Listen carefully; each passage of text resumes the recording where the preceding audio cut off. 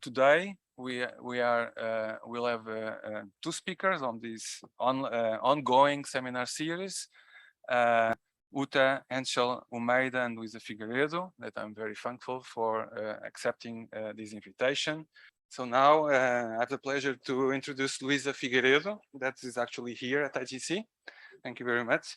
So Luísa did her PhD in Pasteur Institute, postdoc in the Rockefeller University in New York, and then became a PI at iMM, where she is now since 2009. And from the beginning, she has been interested in trypanosoma and the cause, how does it cause disease. She started by working on genome structure, gene expression regulation, and antigen variation. And this has been an interest of hers since then. But she's also worked on other things, for example, tissue tropism. And she will speak today about also gene regulation, but now based on RNA modifications. Thank you very much. Correct. Thank you very much, Luis, for the invitation. Yeah, perfect. And thank you all for being here or by Zoom listening to this talk. Yes, my lab is interested in all host parasite interactions, and our favorite parasite is the African trypanosomes that can cause disease both in humans or other animals, other mammals. In humans, the disease is called sleeping sickness, and the parasite is this beautiful blue cell over here that is always extracellular when it's inside the mammalian host. And so the disease, as I was saying, is called sleeping sickness when we're talking about human infection, and this is a fatal disease, so people must be treated against the parasite or they die. In animals, or in particular in cattle, the disease has a different name. It's called Nagana. And because these animals become really thin, as you can appreciate, the cows don't produce as much milk. They're not as strong to pull carts. The fact that these animals get infected has a huge impact in terms of agriculture, and so that's why it has a economic importance in Africa. Why Africa? Because the transmission of this parasite from one mammalian host to the next is achieved by an insect called the tsetse fly, and the ecosystem of tsetse fly is sub-Saharan Africa. So the disease is only transmitted, or the trypanosome is only transmitted in sub-Saharan Africa. So this parasite, although it's an eukaryote, it regulates its gene expression in a way that is a little bit more similar to bacteria. And if you remember your molecular biology 101, in bacteria, you typically have one promoter that drives the expression of multiple genes, correct? Often called operons. Trypanosome does the same thing. So one promoter driving the expression of multiple genes. The difference here is that the genes do not seem to be functionally related. But anyway, so because of this, it's believed that the regulation of gene expression in trypanosomes will not depend so much in turning on and off gene promoters, but rather in post-transcriptional mechanisms. So what happens to the RNAs when they are produced from the RNA polymerase here? You have a precursor mRNA through this polycistronic transcription, and then you need to, this pre-mRNA needs to be processed by a mechanism that involves addition of another RNA molecule that is added to here. So two RNA molecules coming together in a reaction called transsplicing. Trans because the two RNAs come from two different pieces of DNA or even chromosomes sometimes. And the second reaction, common to other eukaryotes, is the addition of a poly-A tail. And so the result of that, you have finally mRNAs, messenger RNAs that correspond to individual genes. And here, each mRNA can be present inside a parasite at different levels, depending on how these mRNAs are regulated. So we asked whether RNA modifications could play a role in gene expression regulation in trypanosomes. And so we asked this question because, as I said, RNA post-transcriptional mechanisms seem to be are important in trypanosomes, but nothing was known about the role of these RNA modifications. But why did you care? Why do we care about RNA modifications anyway? Because a lot of in the last 5 to 10 years, there has been a lot of studies, especially in higher eukaryotes, showing that when adenosines are methylated on position 6, so it's a very small modification, and this usually happens in internal regions of the messenger RNA, this can have a big impact on gene regulation, on the RNA levels of this.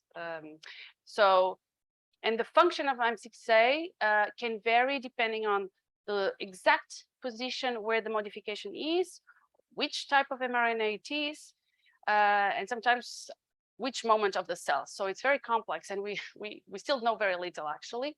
But so I give you here a few functions that have been described for M6A in higher eukaryotes. So sometimes it reduces mRNA stability, sometimes it enhances mRNA translation, sometimes it interferes with alternative polyadenylation. The most observed one is this one in reducing mRNA stability.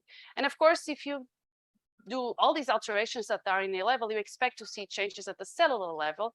And the one that was initially described was this one, an effect on differentiation of mouse embryonic stem cells. So this is the modification I'm talking about. So M6A throughout the rest of the talk is this little methyl group over here in red. And a previous publication in 2019 in trypanosomes had shown that it exists in trypanosomes. And so what we did in our lab was to actually use mass spectrometry and quantify the levels of M6A, but also other modifications that have been previously identified in other eukaryotes. And so what we observed, so in trypanosomes, so this is trypanosomes. So what we observed is that M6A is by far the most enriched modification in mRNA, the most abundant, if you want. Other modifications are equally present in mRNA and other RNAs, such as transfer RNAs or ribosomal RNAs. And a few modifications are really depleted in mRNAs and are more enriched probably in ribosomal RNA genes, transcripts. Okay, so M6A seems to be really abundant. So we asked the questions, which RNA molecules in trypanosomes contain this modification, in which part of the transcript is M6A located, and does M6A participate in the control of gene expression in trypanosomes? And this is the work of a very talented PhD student, Idalio Viegas. Well, he did the master's in my lab and the PhD, and this work is now published. So what we did to identify in which RNA molecules the M6A is located is we use this technique of RNA immunoprecipitation followed by sequencing. So you essentially use an antibody that recognizes the modification, and then we sequence the transcripts that we pull down. And here you have a plot where you can see that here you have M6A enrichment. So the higher we are, the most enriched, the highest the enrichment of M6A. And here is the expression level. So the more we go to the right, the highest the transcript levels of these genes. And so what you can see is that most of the dots in red correspond to what is here, VSG 11, VSG 6, 14, 2. And VSG stands for variant surface glycoprotein. And in fact, 10 out of the 10 transcripts that have the highest levels of M6A are these variant surface glycoproteins. What are variant surface glycoproteins? These transcripts encode for a very abundant surface protein. So you can see here a trypanosome.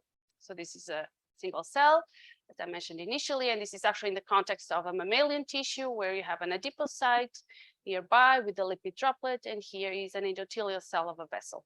So you have the trypanosome squeezed between an endothelial cell and an adipocyte.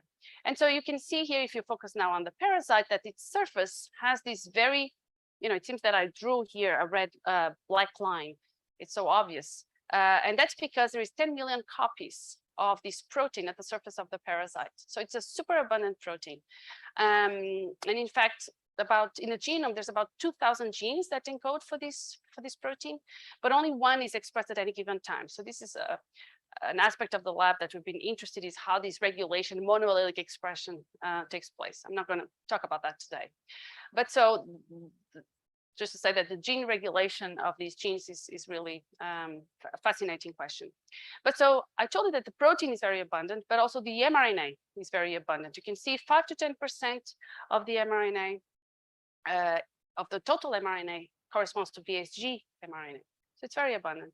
And maybe not surprisingly, this usually is correlated. It's also very stable RNA.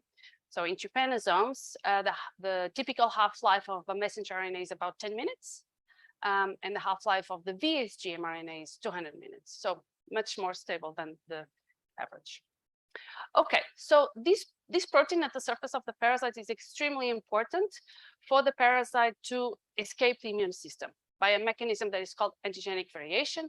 I'm sure many of you in the audience have heard about this, but for those who might not be familiar, I will explain. So we usually, if we start an infection with one parasite that will, let's say, be expressing a green VSG, calling here VSG1, most of its descendants will be green parasites as well. But at some frequency, and we think stochastically, one of these parasites in this population will switch to a different VSG, now represented here in blue.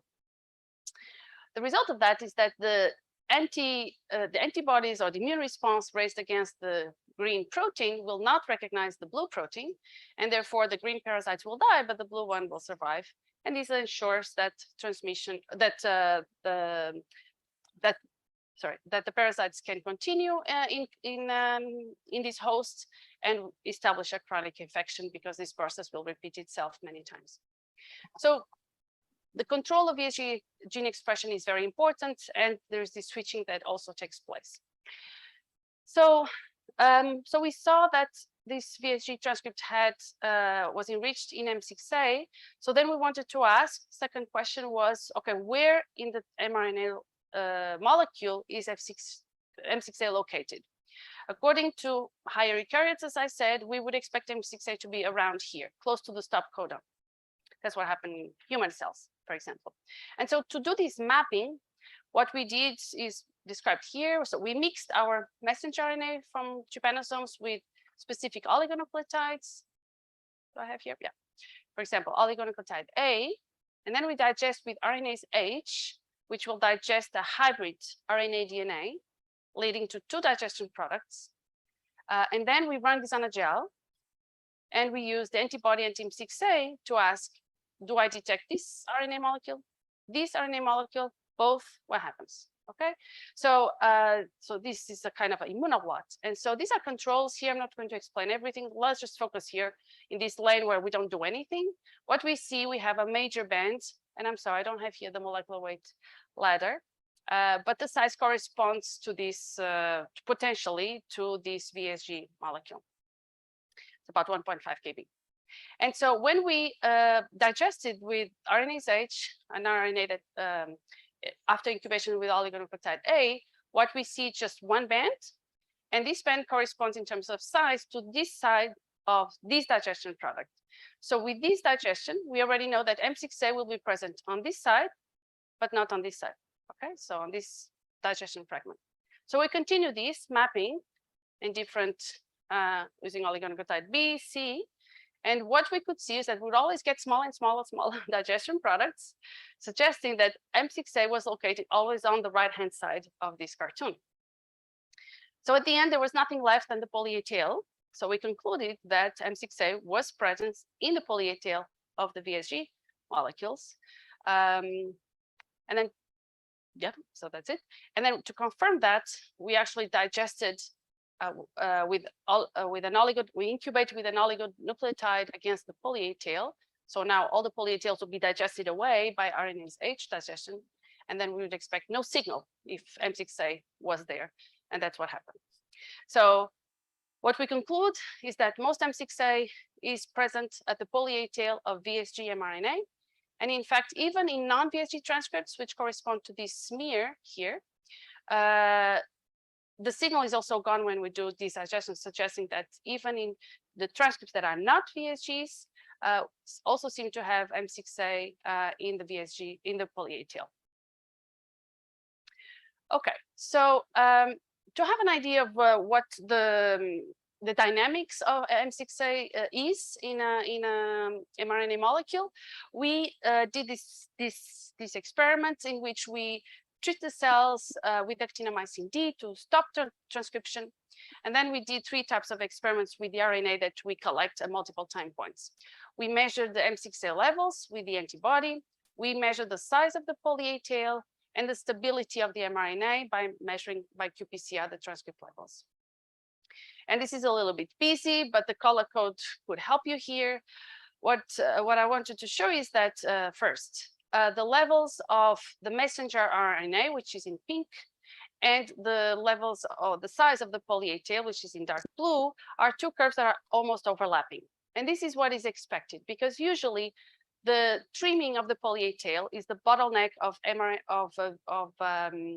that defines the stability of mRNA molecule. So if you lose the poly-A tail, the transcript disappears very quickly. So you expect these 2 curves to be overlapping, and that's what we see. And what was nice is that the blue curve did not overlap. So the blue curve is the light blue curve. So these are the levels of M6A.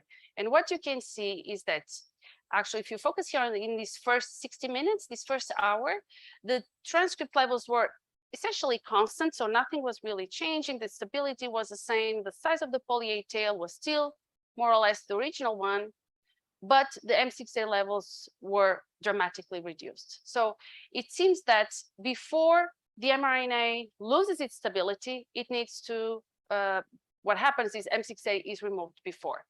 So essentially what I'm trying to say here is that there is an order of events in the life of an mRNA molecule, which is M6A is removed first. That takes about 1 hour. And then the poly-A tail is removed by a deadenylation reaction, and mRNA is degraded. So we had here a sequence, if you want. So it appears that M6A is necessary for VSG mRNA stability, but is that really true? So ideally, at this point, we would like to have to do trypanosome knockouts, so mutants, use genetic tools to which could be a knockout, for example, of the enzyme that adds the methyl group or removes the methyl group, so that in this way we are playing and increasing or decreasing the levels of M6A, and then we would see the effect on the mRNA stability. Unfortunately, we do not yet know what are the identity of these enzymes that we believe exist, but we don't know what they are, that add or remove the M6A from the poly-A tail. So we could not use such mutants.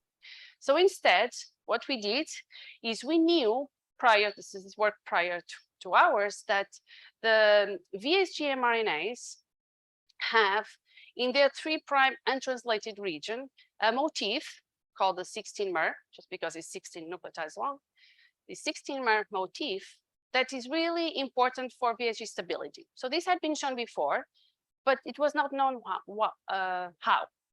And so we hypothesized that perhaps this motif would actually be required for methylating this poly-A tail nearby. So it would be acting as a cis-acting motif that allows to stabilize the VSG transcript. So to test this hypothesis, we made mutants of the motif. So instead of the enzymes, we mutagenized the motif. And for that, we have here a blue, we have 2 different cell lines of parasites. In one of them, you have 2 VSGs, the number 117 and VSG2. The 2 here is just a control. The one we are really comparing is VSG 117, because in 117, in this top cell line, the 16-mer motif is wild type, and here is scramble, mutagenized. So what we expect, if the motif is involved in methylation, is that this transcript will have the methylation, and this one will not. And here we'll always expect to see it as a control. And so to test this, we did again the same immunoblot experiment that I showed you before. And what you can see is that when we have this top cell line, we can see the 2 bands corresponding to these 2 transcripts, but in the orange cell line, we can only detect VSG2, we cannot detect VSG 117.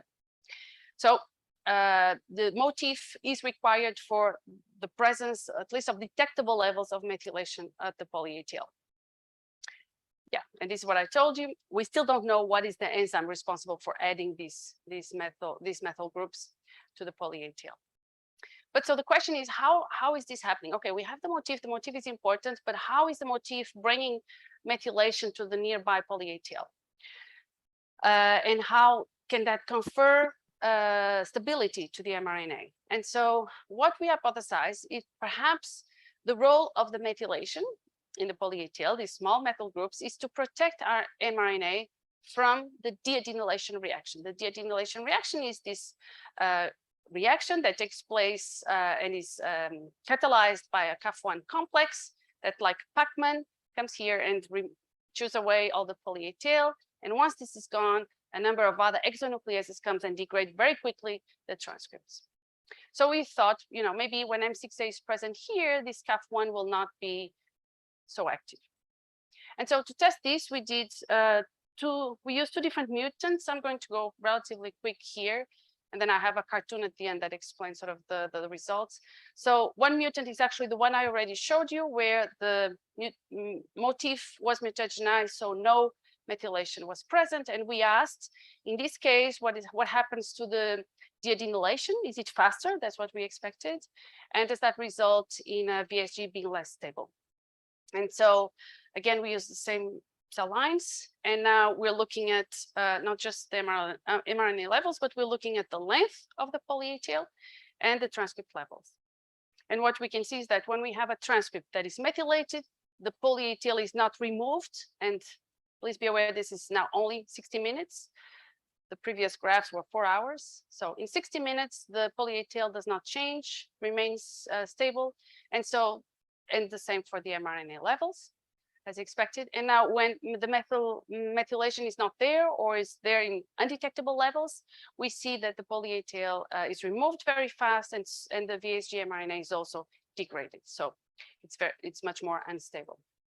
The other mutant that we used was to use not knockouts, but knockdowns by RNAi of the CAF1 enzyme. So if you don't have CAF1, this reaction should be slower. And we asked, okay, what will happen again to the VSG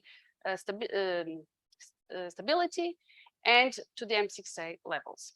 And so what you can see here is that you have the CAF1 wild type cells. You see within now 4 hours, again, you see that the mRNA abundance decreases, but this happens less when you deplete CAF1.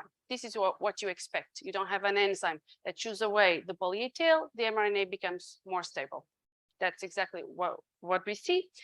Although this was new because we did not really know what were the deadenylase that acted on VSG. But so there was no real surprise here. And then what we were really interested was on this right-hand side, what happens to the M6A levels. And so this is what happens in conditions in the wild type cells. As I said before, within 60 hours after you block 60 minutes after you block transcription, the levels of M6A are reduced very quickly. But when CAF1 is depleted, this happens at a slower rate. So it seems that CAF1 interferes with M6A levels. And so this is now the summary of what we the model of what we think is going on. So you have trypanosomes transcribe VSG mRNA. There should be an enzyme here that is methylating the poly-A tail, the nature of which we do not know yet. And then the CAF1 represented here is inhibited, so partially inhibited. So it slows down CAF1. So this little monkey is growing slowly. But then probably through the action of a demethylase, whose nature we do not know, M6A will be removed. And now the monkey can go faster, take a bite, and this will go the polyadenylation reaction happens faster, and the VSG can then be degraded. So what I showed you today is that M6A methylation in a poly-A tail makes VSG mRNA more stable. And so this was actually the first time that RNA modifications were found in poly-A tails.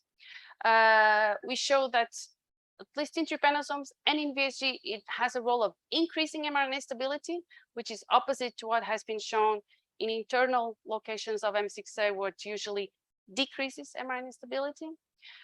And so this also offers, at least to the trypanosome, we don't know if this could happen also in other cells, a new mechanism of regulating gene expression, because by adding and removing M6A to different transcripts at different stages of the parasite life cycle, it can provide stability and therefore more mRNA and potentially more protein to the transcripts that have the methylation. Okay, and this is my current lab. Idalio Viegas was the person who did most of the work with the help of a few others along the way. Our most important collaborator in this work was Sammy Jeffrey at Cornell in New York. Jane helped us with the mass spectrometry analysis. These are previous lab members that also participated in this work. And this work would not have started, although now I have a La Caixa grant that funds this, would not have been possible to start without funding from HHMI, which is an amazing funding agency that tells us you can do whatever you want. So thank you very much for your attention.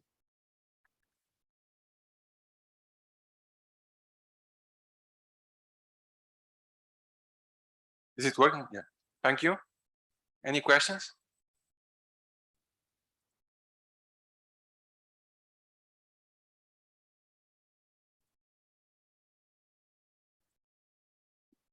Hi, I know nothing about RNA stability, but I'm curious about whether the levels of M6A are regulated in the cells and whether there's a regulation between M6A more towards the poly-A tail, as you described, versus the rest, and whether more of it in one side versus the other of the mRNA plays a role.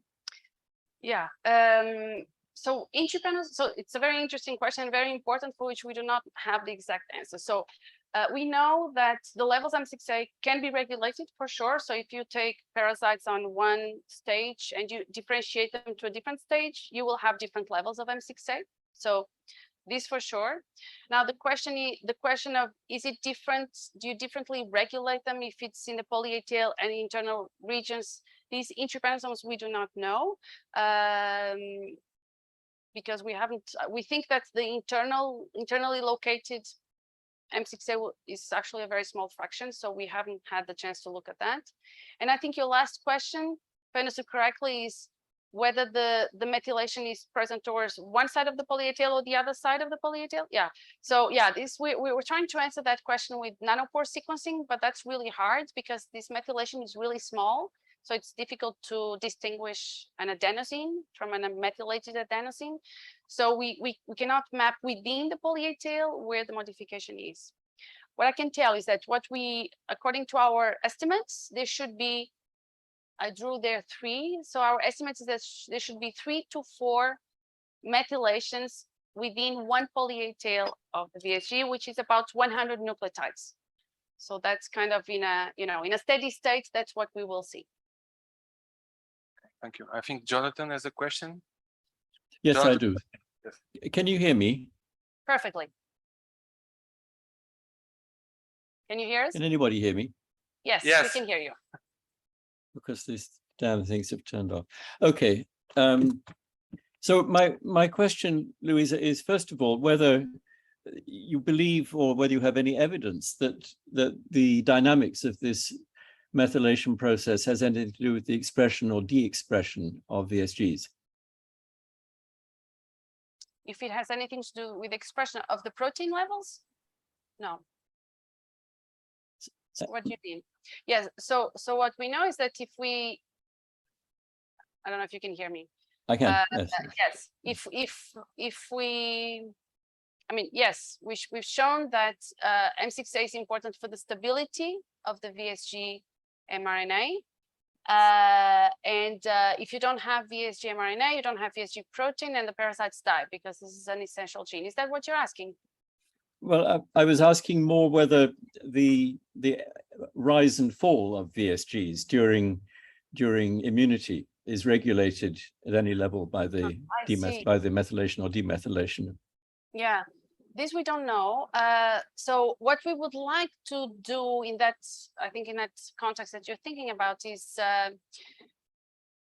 so because the regulation of VSGs is thought to be, that's the paradigm in the field, independent of the immunity. So the VSGs are switching stochastically, regardless if there is an immune system around or not. So I would not expect the M6A levels to be regulated by, the presence of a macrophage or something like this. But what will be really interesting to ask, but also very difficult, is whether the M6A levels are important in the switching. So when you turn on one VSG and turn off another one in this stochastic process, what happens, right? This is difficult to tackle because the switching frequency is 1 in a million. So we need to have systems to track events that happen 1 in a million cells, and it's not obvious. So that's why we haven't yet tackled that question. Okay. Forgiven. Okay, Luísa, I have a question. Yes, please. So what does the methylation do that prevents CAF1 from working? Does it change secondary structure of the RNA, or is just cannot be cleaved at that spot? What's happening? We don't know. We are doing those experiments in collaboration with Laurie Passmore in Cambridge. It doesn't seem that in an in vitro system where you have an oligonucleotide that mimics poly-A-tail and you methylate it, CAF1 is a little bit less processive, but it doesn't seem to be a huge effect. So we are more thinking that the presence of M6A will bring a molecule that binds and reads M6A, what we would call M6A reader. And perhaps it's the presence of that molecule that then inhibits the CAF1 complex. That's our favorite model right now, although we do not have full evidence for it. Any more questions here? No? Is there any question in the chat? No? Okay. Thank you very much, Luísa.